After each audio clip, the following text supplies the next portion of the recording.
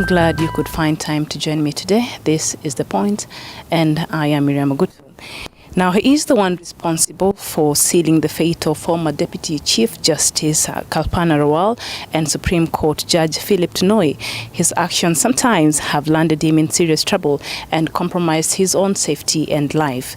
To the common Mwananchi, he's a champion for their rights, but to the political elite, he is a bad thorn to their flesh. Mr. Okiya Omtatah, human rights activist. Thank you for joining me on the show today. Thank you for hosting me. You're welcome. So you have issues with the faces on our money. Why? Well,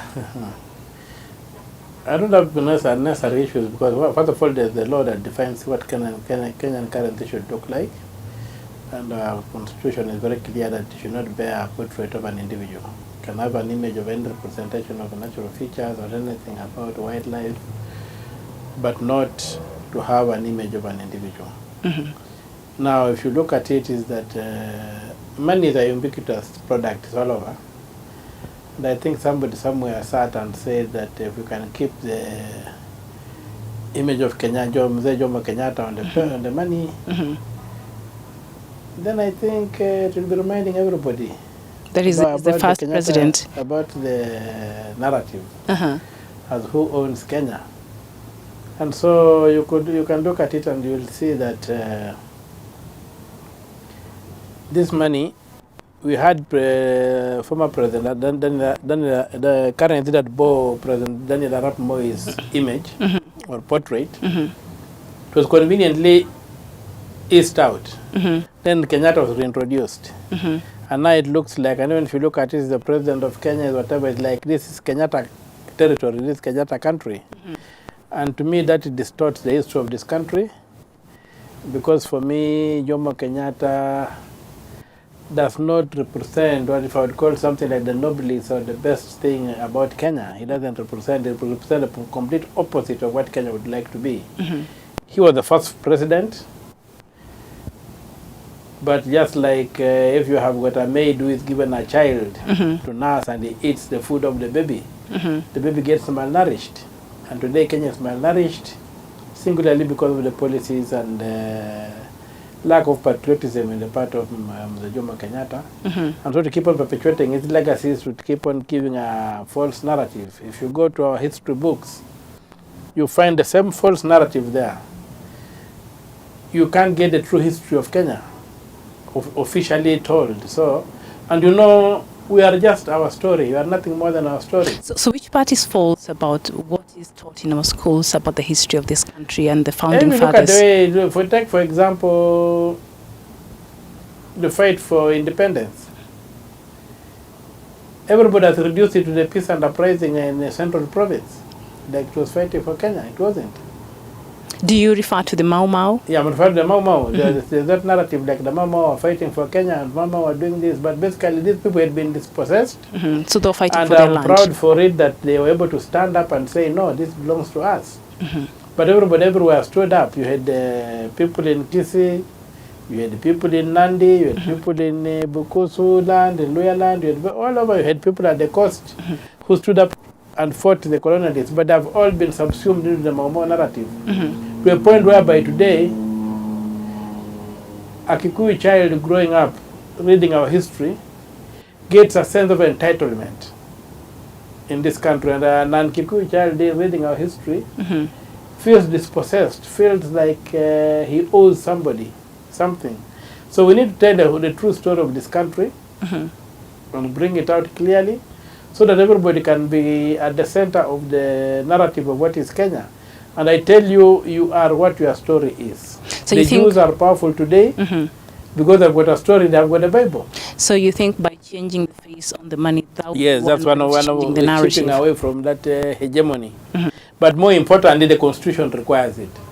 And I know that the notes were designed, approved, but at the point of printing, the political forces came in and stopped it and eased Moi's image off mm-hmm. and brought in the portrait of Jomo Kenyatta to continue perpetuating that hegemony. And that false history is not going to do this country any good. We must tell the true story so that even an El Molo, even a Turkana, whoever, is brought to the center. And I'm one person who believes that Kenya is a negotiated space. Kenya belongs to everybody. And we need to do things that make everybody feel included. Okay. Fair enough. So you want Kenya to adopt the United States way of voting, where there's the majority and also the electoral college. Could you put that into the Kenyan context? How would that work? Well, basically what I'm saying is that, maybe from what I just said, that Kenya is a negotiated space. Nobody was forced to be Kenyan, and Kenya is a negotiated space that is a space that that brings together ethnicities. And these ethnicities have to be for them to be in harmony, they must have a say at the center. So we embrace devolution as one way of addressing our diversity. But then we devolved all institutions except the presidency, so that the presidency still remains at the center, and the mobilization for elections, you mobilize nationally from one point, so that if I'm a Luya, like I am from Lodwar, and I'm living in Lodwar, I can only say I'm concerned about the politics of Kakamega. And I'm only going to vote for Kakamega. I don't care about Lodwar, I don't care whatever, but I get everything that I have from Lodwar. The same to the Luo, the same to the Kikuyu. And you find that this big five, right now if you look at the politics of Kenya, it's about the big five. The big five NASA tribes. is the big three, Kamba, Luya, and Luo. Luo. Jubilee is the Kikuyu And Kalenjin. and Kalenjin. So when you look at it, where are the Turkana? Where are the Mijikenda?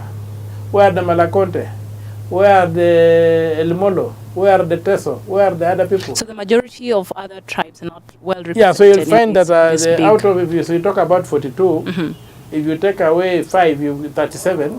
Where are these other 37 official communities of Kenya? They've got no chance of ever being president. And that is not good for the country, because that's how you find civil wars developing. They begin from the minorities, and then look at the way God also puts resources. Kenya is discovering a lot of hydrocarbons and other minerals, but where are they located? They are among these minorities. So when you lock the elite of these minorities from being the center, that they cannot, you are a Kure Okot, but you are a Turkana, so what you can't raise numbers. So why would the Turkana with their oil continue being Kenyans if they cannot ascend realistically to be the president of Kenya? So what I was saying is that today what we have is that because of the weighting the vote nationally, it becomes a census of tribes, and the big tribes are dominant. So when you go to negotiate, you say, sisi tuko na watu wangapi? I have so many people. You, how many do you have? You are from a small tribe, you don't matter, you wait outside. So generally it's not about the agenda. No, there's no agenda. It's about the census, the population density. And then it allows for things like rigging, so people begin inflating their populations. Get an example of Kakamega and Kiambu. Same population, but Kiambu has got about 3 times more voters than Kakamega. So you ask yourself, does Kakamega have infants and Kiambu has adults?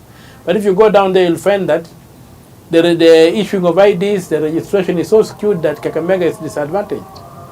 So what I'm trying to propose is that Kenya already has got a system whereby we have got counties that are equal in weight, and we have got constituencies that take on board the question of population. So that if you take a county like Busia, where I come from, we have got only 7 MPs. If you take a county like Nairobi, where we are, they've got 17 MPs. Population of Nairobi is huge. Population of Busia is small. So my proposal was that we use a college system whereby not that we elect delegates, but we do a direct vote at the county level. We weight the presidential vote at the county level, so that we look at the points that account. We come up with a system of allocating presidential points to a county. And I say that we use the number of constituencies to give us the points. So we say like Nairobi has got 17 constituencies, it will have 17 points. Plus the 1 county point, so that Nairobi would have a total of 18 points. We go to Kwale. Kwale has got 2 MPs. Kwale would have two MPs, the 2 constituencies, 2 points. and 1 for the county. That would bring us to 3 points. And then you do that for the whole country. Then you can have 290 constituencies, giving us 290 points, plus the 47. So that we end up with 337 points. So that will form the college vote. That will go the college vote. The total will be 337%. So it will require 50 plus 1 point. 50% plus 1 point to win. So that now what would happen is that the beauty of the whole thing is that these large tribes would be suppressed into the counties where they come from. You can't vote tribally because you are a large Luya tribe, because the Luyas are all over. They are in every county you'll find a Luya in this country. The Kikuyus are many because they are all over. Every county you'll find a Kikuyu there. So, but they are and the Luos and the Kalenjin and the Kampa, but they are articulating an agenda that is not favorable to these counties that are hosting them. So what we are saying, we trade off, it's a negotiated space, you are living in my area, then vote through my area. So that now we chop up these tribes and devolve them into the counties, and now the counties become the unit of mobilization. So you need so many counties to put together, so many counties to get you the number of points you need. So to go with the number of your tribe, it will not matter, because none of the tribes, when you break them into counties, can marshal the way to win or an alliance to win. You need a national campaign. So one will have to campaign, and even the counties like Lam with only 3 points may not be starting off as counties that can give you a presidency, the presidency. But they can block you from being president by denying you the 1 point that you need. Okay. So the stakes become high for every county, and what then happens is that for you now to campaign, you must come up with an agenda. So you'll begin getting issue-based politics, and that way your tribe becomes irrelevant, and your ideas and the program and agenda for the country become primary. And when that happens, even an Elmolo can rise to be a president. That's just how the way Obama rode the wave to be president, because of the ideas he had, although he was from a minority. So that's why I'm saying that we need to develop that system, first of all, to break down this ethnicity, and to check rigging. It will not matter whether you win Kiambu by 1 vote or by 1 million votes. You just get the number of points. I think Kiambu will be 12. 13, they've got 12 MPs and 1 county vote. So whether you win Kiambu by 1 million votes, by 2 million votes, or by 1 vote, you take all the points. So the issue of inflating figures will not be there. So there will be no need for inflating of figures. And the election will happen and end at the county level. Then just be a question of saying, so he has won that county, we can call the presidency for so and so. And then the campaign will move away from this tribal mobilization. Okay. And that's what the agenda I have, and the agenda I'm keen to push. I'll put on the back burner a bit to let the current hulabaloo about the presidential rerun. But that might require another referendum. Yes, not that it might. I'm intentionally designing it for a referendum because it doesn't require a referendum. Because the only thing that requires a referendum is the tenure of the president. The method of electing a president does not require a referendum. So that can be amended. Can be amended through parliament by simple majority. But parliamentarians can be mischievous. So what I'm planning to do is that I'm working on, we are laying down the infrastructure and mobilizing resources. After we finish with the presidential election, we want to collect 1 million signatures. We're targeting 2 million, but once you get the minimum required, then move this motion and have it get at least 24 county assemblies to endorse it.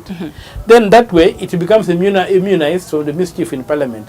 So if it goes to parliament and the parliament approves it, then it goes to the president and he can sign it in law.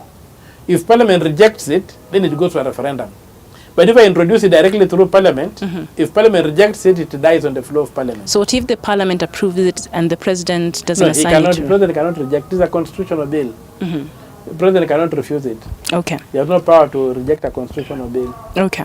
So you sued President Uhuru Kenyatta and his deputy William Ruto over Eurobond, arguing that by banking the money in an offshore account, there will not be accountability enough for the money. You remember Kenya borrowed like 2.7 billion US dollars. So looking at how the Eurobond story turned out, do you feel you're justified to raise those issues? Yes, I was justified to raise those issues, and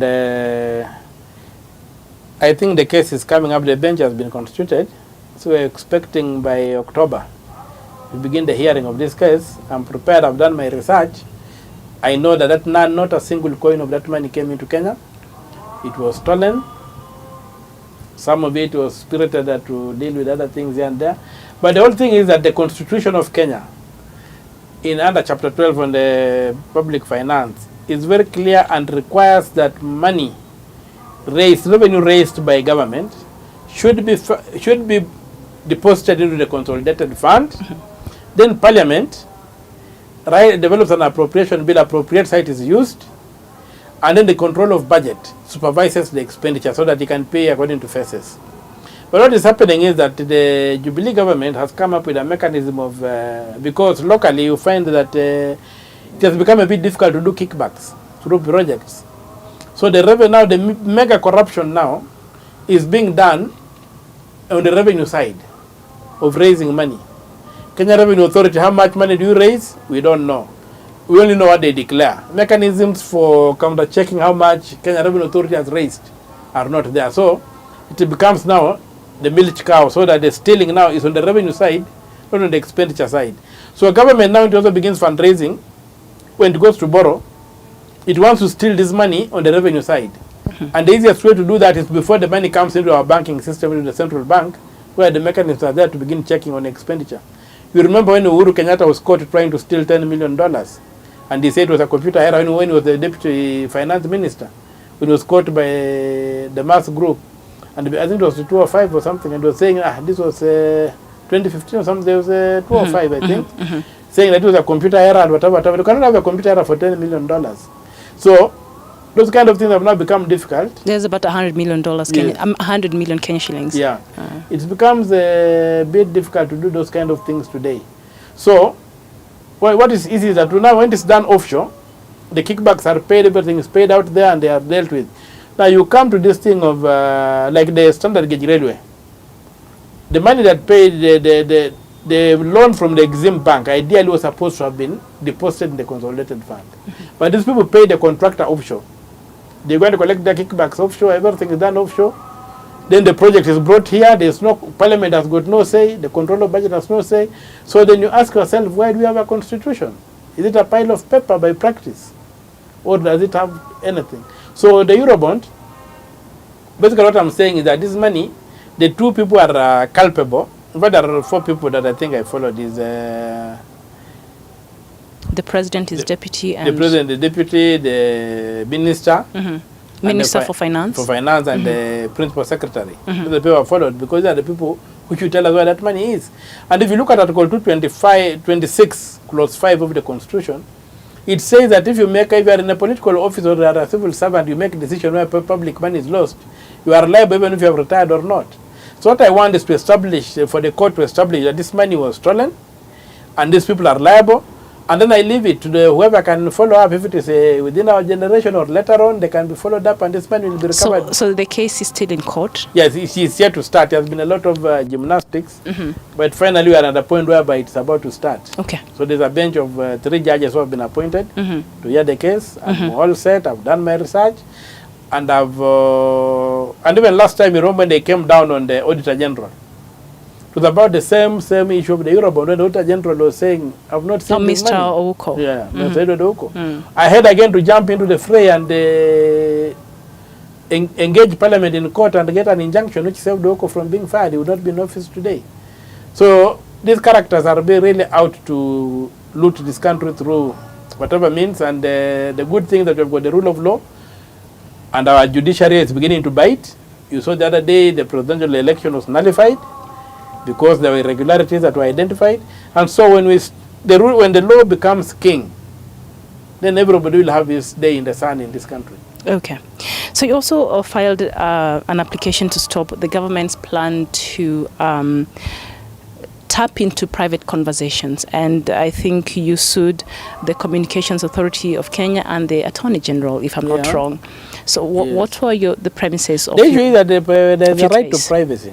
We don't want people snooping on our communication here and there. They have no basis to do what they wanted to do. The right to privacy is entrenched in the Constitution. You want to know what I'm doing with my communication, the law is very clear. Get a warrant. from a court, begin snooping on you. You can even get a secret warrant to do it. Non-declared warrant, you can do it. And under what circumstances? If the law enforcement has got any reason to think that maybe I'm engaging in activities that are subversive or endangering the state, they can convince a magistrate to give them a warrant. Then they can snoop on your private conversations. And all that. But people just install a gadget and begin filtering everything. I think they are going too far. Okay. So you also, during the party primaries, you wanted, the political parties were demanding for clearance forms, HELB, KRA certificates, EACC certificates and things like that. But you said this was against the law. Could you... Yeah, the constitution is very clear that for you to be barred from contesting, there must have been a judicial determination, not an administrative one, and you must have exhausted the opportunity for appeal. That's the law. So you have to follow the law and all these things. And then the other thing is that how do you get private bodies like this thing on credit reference bureaus? These are private enterprises to begin charging Kenyans who want to serve in the public service, to get money. When you go to EACC, if you look at the mandate of the EACC is supposed to enforce Chapter 6. Chapter 6 deals with people who have been state officers. What business does EACC looking at private citizens like me? Me, I'm supposed to be dealt with by the CID, and what have you. So there are all those issues that came up that are contradictions and violations of the law, and I felt it cannot be worked. But when I took them to court, everybody, they seem to have scuppered. And they never demanded for those things, but the case is not concluded. But the last election, they never demanded for them. I think they ran away from the issue. Okay. So you just mentioned EACC. According to your own opinion, do you think the institution has lived up to its mandate? They don't understand their mandate. What do you mean by that? If you look at Article 79 of the Constitution, it says that they are established to enforce Chapter 6 of the Constitution. Chapter 6 is a code of conduct for state officers and public officials. EACC has turned itself into a police organ investigating crime. And to my understanding, they do not have the capacity to investigate crime. They do not have the mandate to investigate crime. They cannot supplant the CID. They are just being used now to protect criminals. What the EACC should do is no different from what a meat inspector should do. When you go to inspect, he comes to a butcher, to a butchery to inspect meat, and he finds that you are selling meat that is not fit for human consumption. He gets the police involved. He can make the arrest and call the police to take over. Then the police will investigate, get the investigation. Then they take the DPP, and the DPP will prosecute. That's why we have tried to separate powers to protect people and by separating powers. But the EACC wants to come in when they come across a problem. They want to investigate it. They want to prosecute it themselves. So me, I say that they do not have the capacity, neither the mandate, to be investigating crimes. The EACC should go when they are enforcing that code of conduct. And if you look at Chapter 6, it's a very short chapter. Have people taken oath of office? Are the people dressing well? Are the people keeping foreign accounts? Are the people behaving well in work? Are people doing this and that? What's the public image? It's really a human resource organ of the government to enforce a code of conduct. So if that code of conduct is violated in manners that require just administrative measures to remedy, they do administrative measures. They can get people suspended through administrative measures. If it's a criminal matter that requires a judicial intervention, then they should hand the matter over to the police for investigation. That's why even if you look at the DPP, the prosecutor in the Constitution, he's only empowered to instruct the police to investigate matters. He has got no mandate under the Constitution to instruct the EACC. And this was an aspect of a case I've taken to court to challenge and to have the court determine what's the mandate of the EACC. They are using the old act of the 203. Yet we had a new constitution, and the new constitution declares that in 2010 declares that any act that precedes it must be read in conformity, to conform with the constitution. Now all those investigative and whatever powers they had were taken away. And if you look at the Article 245, I think clause B on the police, the functions of the police is to to fight and prevent corruption. This is what it stated in the constitution. So why it is the ICC being a busybody for? When they take Kabura, they take the case of the National Youth Service, the looting at the National Youth Service. Kabura is a private citizen. She has got no code of conduct to be enforced. What were they doing taking her to AICC other than to protect her from being interrogated by the police? So they have become an agent and an an aid for high-placed criminals who steal from the public, and that should not be allowed. Okay. So recently you also sued the Nyeri Town Member of Parliament, Ngunjiri Wambugu, over his petition that he had filed against the Chief Justice. And you went and filed another petition, and you were demanding that he pays 10 million shillings. Yeah, in fact, on second thought, I should have demanded 100 million. For the person of Chief Justice. I might revise it to 100 million. I'm allowed to revise my petition. Because what they are trying to do is to intimidate the judiciary. And I'm telling you, a free man as myself, I believe I'm a free man. And I'm a free man because of two things. That I have the right to be heard. And I can have a fair trial. If you take away those two things, then I would have got no freedom. So in essence, I'm saying that the judge, who is not an elected official, who sits in the judiciary, and the editor, who sits in the newsroom, free press and a free judiciary, those are the two legs of a free man. If those two things are interfered with, you are in bondage. And what Okiya Wambugu are trying to do for very, very short term and personal reasons is to put us in bondage, whereby the judges are intimidated, and once the judiciary goes, the next Friday will be the editors. Everybody will be afraid, and then there will be no freedom anymore. So the fight we are having is for the soul of this country, and I'm telling you, the likes of Wambugu have to be skinned until they get back to their senses and see that these are institutions. If you have got a problem with them, there are mechanisms for dealing with those problems. You don't go scandalizing people and doing all these things and making allegations that are unfounded, as if you have got, as if you are a market madman who has been paid to scandalize somebody. So would you consider yourself anti-government? No, I'm the government. I'm not anti-government. I'm the government. But a lot of these things you're taking, and I'm government. That's people why I look do that. like you're fighting the government. No, but I'm government. I'm the government. So you're just playing your rightful role as a citizen of this country, according to the constitution. The government is you. These are people who have employed to perform certain functions. These are employees. But the government is the citizen. We the people. Yeah. Okay. Those are our servants. All right. So it is through a case that you filed that saw the former Deputy Chief Justice Kalpana Rawal and the Supreme Court Judge Philip Tunoi retire at the age of 70. Would you consider this one of your biggest wins of all these cases that you've been part of? No, my biggest win was the case of the Butere girls. Two cases that I think are biggest for me. Oh, the Butere girls, the Shackles of Doom? The Shackles of Doom. When these girls were doing their play, they're being denied the chance to go and perform, and it becomes politicized and threatened. I tried to intervene. The teachers were running away. They said, don't touch, we shall be sacked. I said, okay, let me take it up myself, and I challenged it, and they swore affidavits against me, but eventually I won the case, and then they came clapping for me. Then they said, let us go to Mombasa. They were the standard. I think it was a standard citizen. They wanted to give me an air ticket to take me to Mombasa. I said, no, it's not about me. Let the girls go. And I got orders from the court for the government to transport the girls to the school now. So the girls were transported by the government. The school didn't pay anything. And I personally said, I must drop out.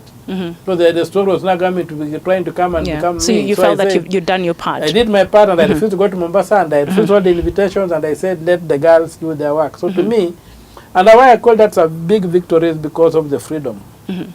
I've told that the free man is the freedom of expression. I think that's a very important thing. Number two, you look at this issue of the 999 police line. I was asleep and my phone rang at around 2, and I always answer all my calls. So I picked up this number, I didn't know the phone, I saw the number, I didn't know it. When I said hello, this person said, we are being attacked, we are being massacred somewhere in Busia. There's a gang killing us. I thought the fellow, what have you tried to call 99? He said that we have tried, the line is not working and whatever. So I got onto the phone. I got Kimayo, I got Muhoro, the CID director. Kimayo, I think, was the police commissioner at that time, Inspector General of Police. And they moved with speed. They were able to deploy the police, and within, I think, 30 to 40 minutes, there had been an intervention on the ground, and a lot of people were saved from that gang. So after that, I went to court and I sued the government over the 999, and I sued the service providers because their contracts required them to provide that service. And from those proceedings, I think the 999 was restored and it's now working. And even though the Attorney General fought me very hard, but then when the court ordered to be restarted, I think to eventually it's President Uhuru who launched it. And it's one of the the projects that the Jubilee government claims as one of their achievements. They restored this thing because he had been dead from the 80s. But you're the one who helped I'm revive not for that. it, but I don't care for that. But what I'm happy, what I want to get is that the line is working. Somebody in trouble can call for police Actually service. called it last year on November and actually got the help I needed. And one of the things I also did when I was working on that, when I was doing my research, some policemen confided in me and said, you know what, your efforts are good, but they're not going to succeed because all the money meant for this thing are being stolen, and right now we're on the verge of losing 20 billion shillings. And they gave me papers, and I went to court and I sued the guy. The Chinese were just about to steal 20 billion shillings from this country. And I was able to fight it in court. And the day Justice Lenaola gave me orders to have the office of the president investigated, the same day the president gave a statement saying that his office was the most corrupt. And that day the tender of the Chinese was cancelled, everything went down.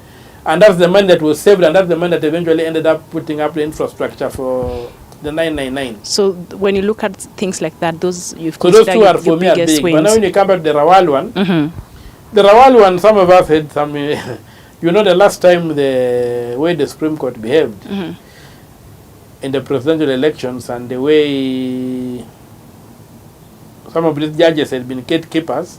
And are you referring to the 2013? The 2013 case. Elections.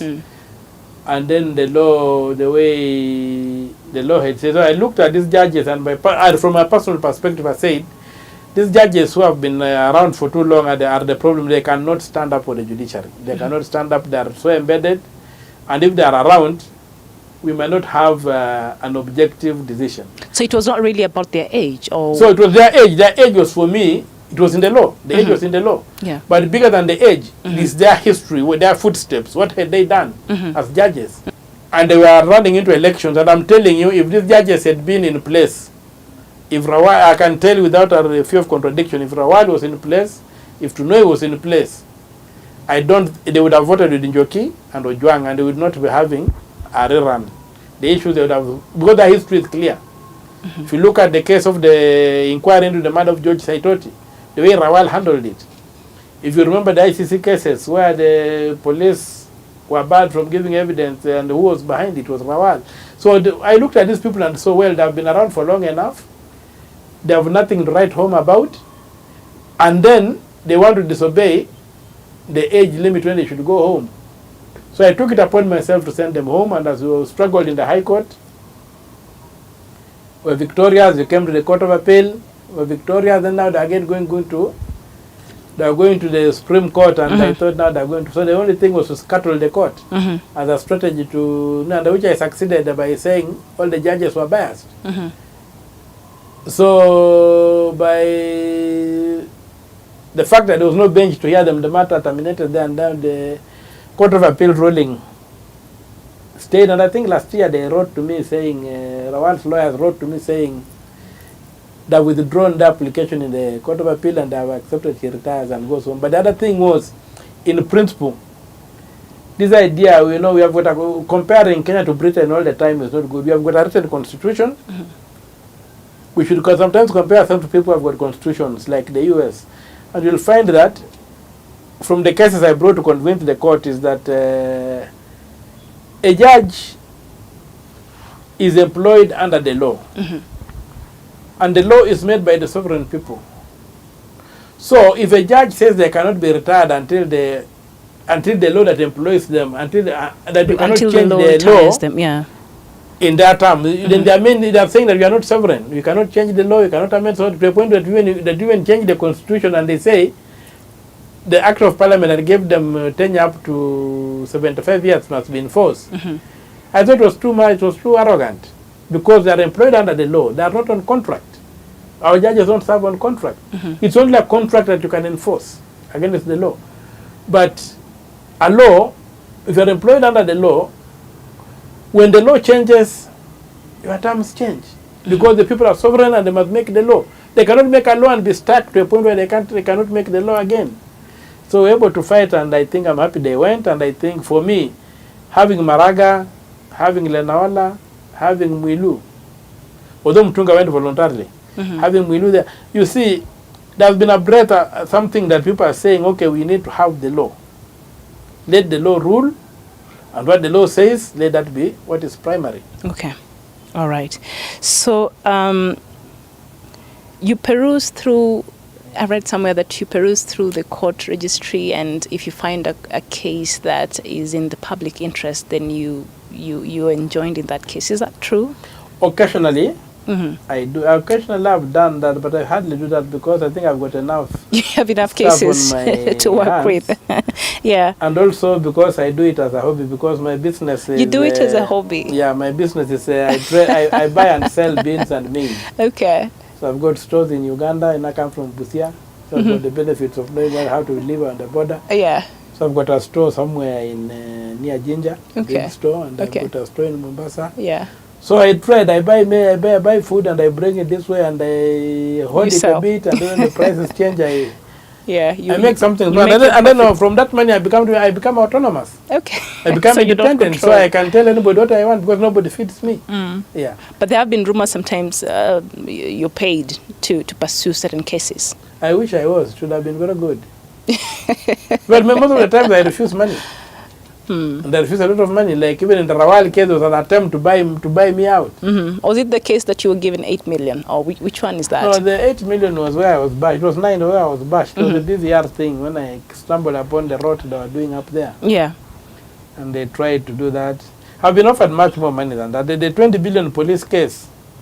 The last case I used, one thing I should have asked, that earlier on I used to use lawyers. Then I got to a point I stopped using lawyers. Yeah, you represent yourself. Yeah, when the 20 billion case, I had a lawyer on it. So the day the case came up, the application first. My lawyer went to dump, began stammering, and the man was always very eloquent. So he began stammering in court, doing whatever. Then the next day I go to the office. So you suspected maybe money had exchanged hands? I was first of all confused, but the next day, very early when I went to the office, I get to the office between 6:30 and 6:45. When I go to the office, I found this guy waiting for me outside my door, and I said to my friend, what is happening? He said, no, you know, yesterday this money has been changing hands. Everybody has seen this and that. And I was even given you a bit, and I have it in my car. This certificate you are filing today, I don't think we should file it. Leave to fight another day. So what did you do? And the money was fairly big. It was, you said he had 30 million for me. I told him, thank you very much for the information, but I'm firing you. So you fired the lawyer. I fired him, and I went and I won the case. So you made him lose his card. You represented yourself and won the case. Yeah, I represented myself and won the case. That was the first case I represented myself, and from there I've never hired a lawyer. So yeah, I took it on and I worked on it. And even when we were doing it, when I was using lawyers, I had to do a lot of the work myself anyway. Because sometimes you give a lawyer, what I've pleaded with is totally not in sync with what you have. And so I ended up most of the time revising a lot of the pleadings and the submissions and what have you. So I began doing it myself. So did you study law? No, my line is automotive engineering. So how do you understand the complexity of the law, especially when it comes to representing? It's supposed to be the simplest thing. Because that's why they punish everybody. Yeah. If you break the law, they don't really punish professors of law. They punish the beggar on the street. Because they're supposed to understand the law, and the law is very simple. The law is common sense. Okay. People complicate it. The law is common sense. If you listen to the proceedings in the Supreme Court, did you listen to this lady, Justice Mwilu? Look at the basic questions she was asking, and those are the questions that turned the case. You are given 6 ballots. You used 1. Where did you put the 5? Account for that. You see. These people are throwing around Latin words, doing whatever, do not do anything. Those basic things. And if you can have a case, if you know your case well, then it should be understood by a nursery school kid. So, because a court goes where the evidence leads. And the law, to me, it's a basic thing to me. Okay. So I find it very basic. And I know I would have been better with the training. But I think the law is supposed to be something that's understood by everybody. And so far so good. But I think right now where we are, public interest litigation is a very, very important tool for implementing this constitution. And the best suited person to do that body was the Law Society of Kenya. But it seems like it has abandoned its mandate. And that's why individuals like myself become relevant, because there are many, many issues that come up for which you can have no client. Like recovering government land. Where would you get a client? To who would pay you to go and recover government land? I've recovered 10,000 acres of land in Naivasha for Kari. I've recovered 1,000 acres in Busia. I've done so many areas recovering government land and bring it back. For those who say I'm paid, who would pay me to go and recover government land? So you said you're doing this for fun. Yeah, I do it for fun, and when I make some money, I believe we have to pay our rent on that. Right now, I've stopped the railway. Railway from going through the Nairobi National Park. They even went as far as changing the law in Parliament. I went again to court and I struck the law down and got my orders reinstated. So, and it's because of my conviction. So your conviction? Yeah, because of my convictions. I've got a conviction that the Nairobi National Park should not be destroyed. And we've got alternatives whereby this railway can go through Masaini and go all the way. What is it coming to Nairobi to do? We can only have a branch to Nairobi, and then the main railway goes around to wherever it's going. Okay. Then they have to go through the park and destroy that park. So, if you look at today's advert, there was an advert about the railway in today's paper, in the Standard. Warning the Maasai, you are breaking through the fences, you are doing whatever. Now, why was this railway not built with an understanding that the Maasai herdsmen in their plains have to cross and graze the animals, whatever? So why do you bring this monster and install it in an area where these communities live, and then now they are unable, then you put a fence that is running for kilometers on end. So they cannot move from one side to the other side. So it's restricting their movement. Their movement is in livelihoods, because they need to move with the animals and feed them. So the Maasai have been resorted to cutting those fences. So will you take on that case? No, you can't take it on because it doesn't make any sense. Now, the thing is, I saw that today in the Standard, warning people that they'll be arrested, they'll be prosecuted. But look at the nonsense of not considering local factors when you're doing something and constructing a railway. We had a problem when the last time we had a drought in the Savo. The animals could not cross from one side of the Savo to where the water was. Kenya Wildlife Service had to begin tracking water to where the animals are. So all those challenges are things that could have been avoided if this thing was procured correctly. And the problem was that because of corruption, the same Chinese proposed it. Kenya Railways dismissed the proposal and the quality of work they were doing. Eventually, they were forced to accept. The AGU had requested reject, I think, they were forced to accept. They did the project proposal. They did the bills of quantities. They contracted everything. They did a same person doing a thing that are supposed to be done by different players, so that there can be some transparency and accountability. So they just this thing came here and planted this thing there, with no consideration for the local realities. And that's what they want to do in the park. Okay. And that's why we are saying that some of these things they have to be stopped, so one way or the other. It's not just about money. It's about the ecology, not even the environment. It's about the ecology, the fact that we are part of the ecosystem, and we must find our balance. We must exist in an equilibrium. We must strike that equilibrium within the ecology to be able, so that even our development should be within that ecology, so that we remain sustainable. And it's a principle within the Constitution, Article 10, sustainable development. Sustainable development transcends the environment. It goes to the ecology, the concept of an ecology. Okay. That we are one. We are one with nature. We know an environment, basically the conceptualization of an environment is that there is something surrounding us. We are the center of the universe. And there's all this other nature surrounding us, and we are free to exploit it. So you can like care for it, like you can love it. But when you look at it, when you go to the higher level and look at an ecology, you are part of nature. And you can, or when you strike nature, you're striking yourself. So that with those kind of realities, then we need to say that when we do development projects, we have to be mindful. Railways, whatever, you have to be mindful.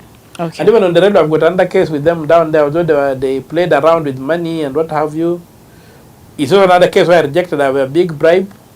I was lifted from Mombasa to come here, that there was some issue with the Senate, only to meet 2 senators who were offering a bribe, and that, and they told them, no, let this thing be done according to the law. Although they played around, they frustrated the courts.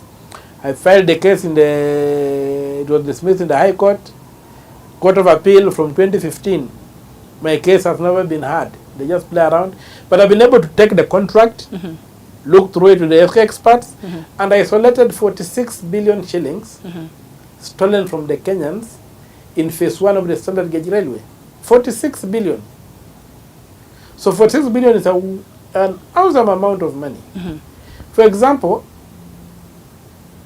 they come and say, design of locomotives, $5 million. They're buying these old locomotives off the shelf. There's no design, there's nothing, and the R&D is already factored in. So what design are they paying for? That's a ghost procurement. So I've been able to identify those kind of ghost procurements to the tune of 46 billion Kenya shillings. And here we're just glamorizing it. Now they're building a goods train to carry cargo and to do whatever and to do whatever. Now that we are trying to embellish it, they're trying to do PR, we are doing what? Now there's a passenger train. We need, The Madaraka Express. Now they're talking of the, why do you have the speed when one train has to stop and wait for another train to come to pass? The thing was, they were supposed to do a dual carriageway, a dual line. They never did it. We have spent money more than what we would have spent if we had spent that money competitively. All of it has been looting. And so the culture of using the development projects to steal from us. Like in the Bible it is said, which father, I think the Gospel of Luke and the Gospel of Matthew, which father among you, when your son asks for a fish, you'll give him a snake. For an egg, you'll give him a stone. This is what they're doing. They're giving us snakes, we need fish. They're giving us stones, we need eggs, and things like those. So, those are the kind of things that out of conviction I come up and say, it's important to put these things where they belong, and maybe even if we don't achieve much today, when history comes, there will be evidence that these things were realized to be wrong from day one. And maybe the generations that come ahead will do it better. Okay. So is it the same conviction that saw you chaining yourself in 2008? Yeah, I chained myself at the police headquarters because it was necessary to do that. They just shot people in Kisumu, and then they were saying this was video that the TV journalists had edited, created, had manipulated images to portray, and people had died. Then this was a political dispute which required a political solution. They were shooting innocent people. The country was sliding to war. Intelligence was reaching us that they put up a special thing to go and cause massacres in Kisumu, Kakamega, and Eldoret, and that would have thrown the country into a lot of turmoil. I called a press conference. The media chickened off. They had been given a warning not to cover anything because I wanted to share the intelligence I had with them. So and everything I tried for a day and it couldn't work. I was so depressed. I went to the Basilica. I had my prayers there. And I said, when I wake up, I said, my God, when I wake up in the morning, give me an idea of how I can get attention to be heard. I want to address the media. So you felt that way you'll get the attention that you really needed? Yes, I just need attention to get to be focused on so that I could say what I know. So and it worked. It worked? It worked very well. Although they snatched me the papers I had, but they knew that the thing had leaked. And the massacres never occurred. Is that the time you lost your 60th? No. My 60th was low. I lost them with the BVR. When I refused the 9 million and they nearly killed me outside the I&M bank. And that's when I lost my teeth for refusing a bribe. So to me, I think that where we are today, life is sacred. We have made life so cheap. which is one thing that really for me, in my convictions, I find it very painful. We are a country of due process. We are gradually and very fast. Well, not even gradually, we are very fast. We are speeding towards creating the new normal of saying that the ends justify the means. That's why if you look at the Supreme Court verdict, why didn't you count the numbers? Why didn't you count the numbers? Because to them, the ends justify the means. The means are not important. And the court was saying, if the means are wrong, then you don't waste your time with the end. If the means are correct, the end will just be correct. But if the means are wrong, why do you waste your time with an end that is wrong? So that agitation that we go the way of the jungle is something that we must fight. We must go back and say the difference between a human being and an animal is that we can queue. We can queue in a line and wait for our chance to come. We don't rush to the feeding trough and fight over it. And that's what Kenya is basically coming. So we need to be able to get to a point and be able to queue. So we must do design. We must go into the designs of this country. The constitution, like even that thing I'm saying, some people talk of secession. So I'm saying secession will not help. What we need is to redesign the inside of the country. It's like you come to my place, you find I've got a self-contained house. It is raining heavily and you want to go and help yourself and you ask me, I would like to go to the toilet. I tell you, I'll just go to the next room, and you say, this is an impressive idea to have a toilet in the house. When I go home, I'm going to build my house with a toilet. Then you build your house and you put the toilet in the living room. It's a self-contained house, but is it functional? So, design is very important. Maybe from the engineering background, but that for me, design is ultimate. Okay. Like an egg, they say, well, just because of the curve, the shell becomes strong enough to carry the weight of the hen. But if it was the other way, it will just crumble. Just crumble. So we must design this country in a way that it's able to deal with all the challenges and the contradictions within. Okay. And that's why, like, what I'm trying to push for, that college system to accommodate each other. You see, devolution has eased a lot of pressure that we used to have at the center. So you can also devolve the presidency and do that. And the country just come together and shall begin saying what is good for Kenya. Just like the Americans, the states are secure.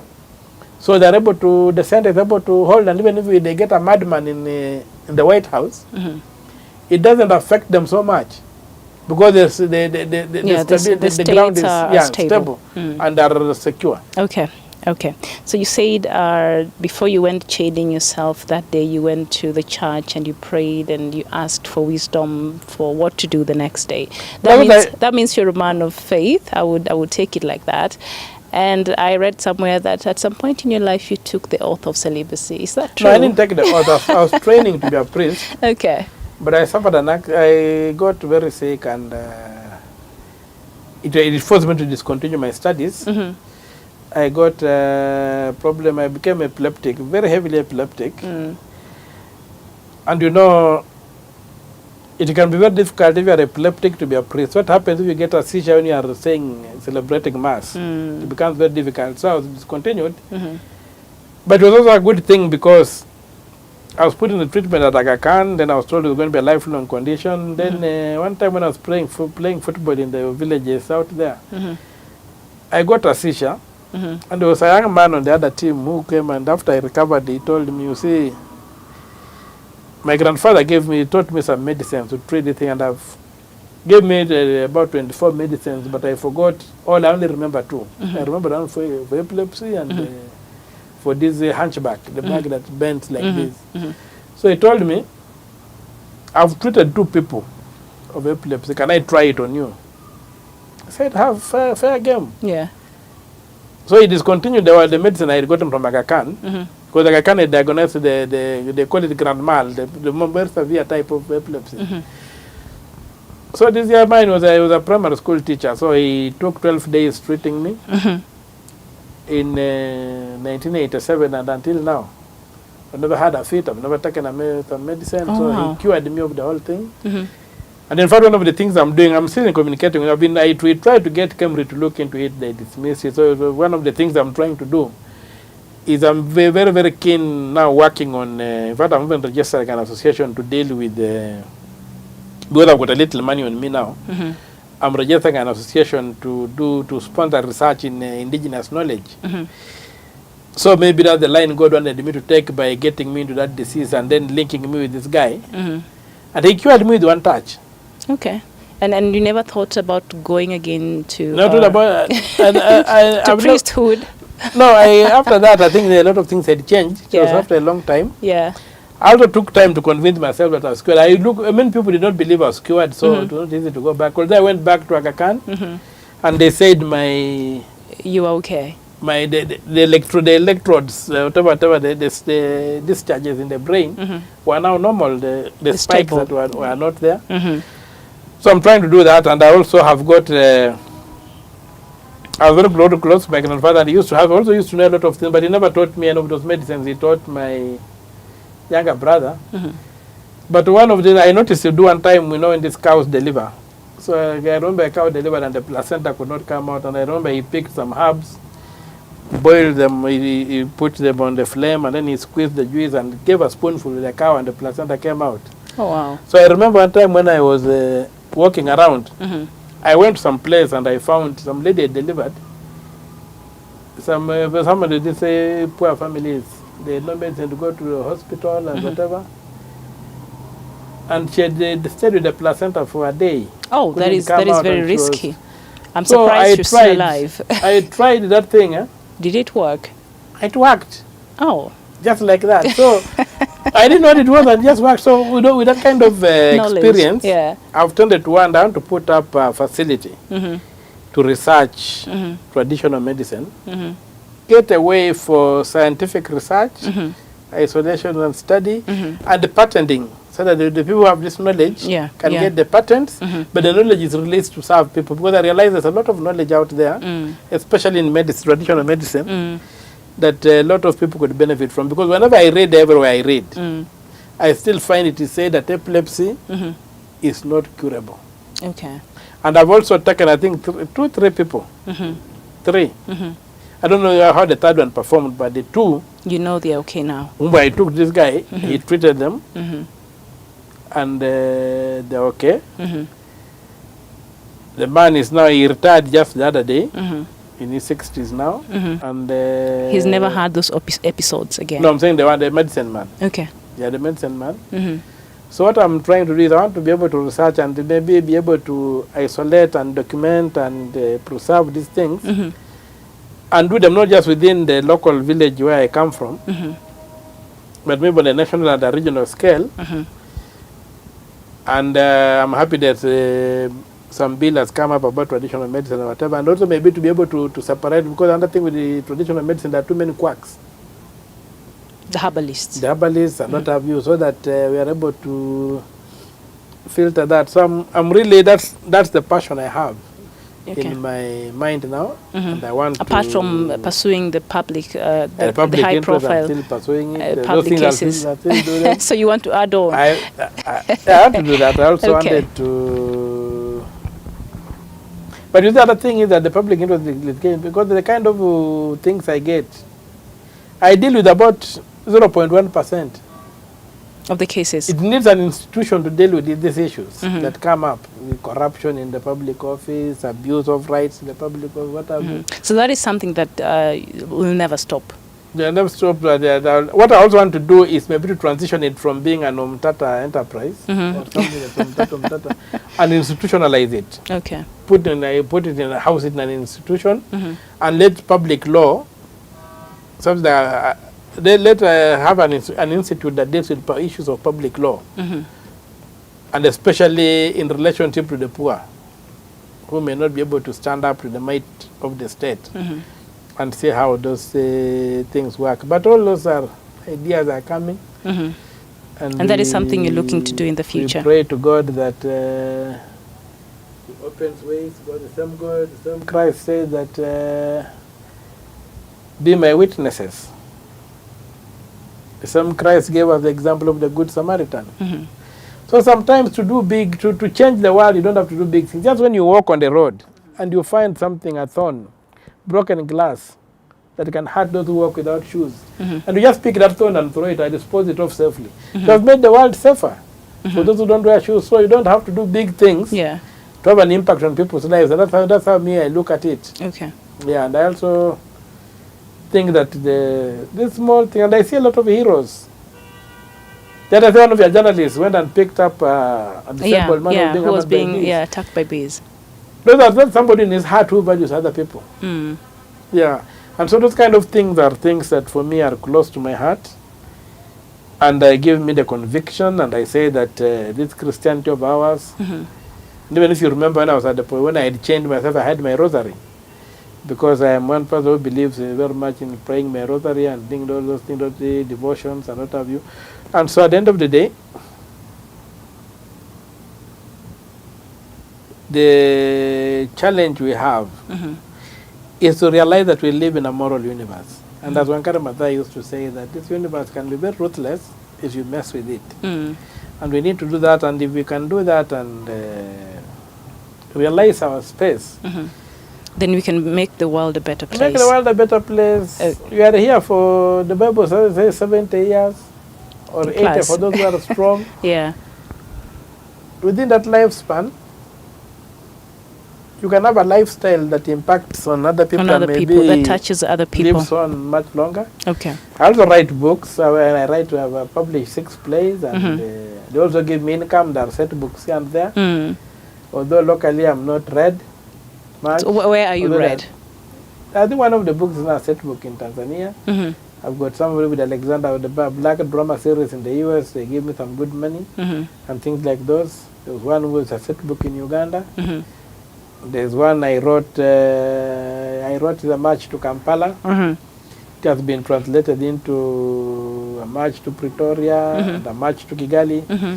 Versions have been produced, and I get little money here and there, and so So that sustains you. it gives me my autonomy. Okay. Yes. Mm. And thank you very much for making time today. Okay, so I hope you have answered your question. Yes, you have. We've had a good interview. Yeah, thank you. Karibu. So this has been The Point. I am Miriam Ogutu. Thank you for watching.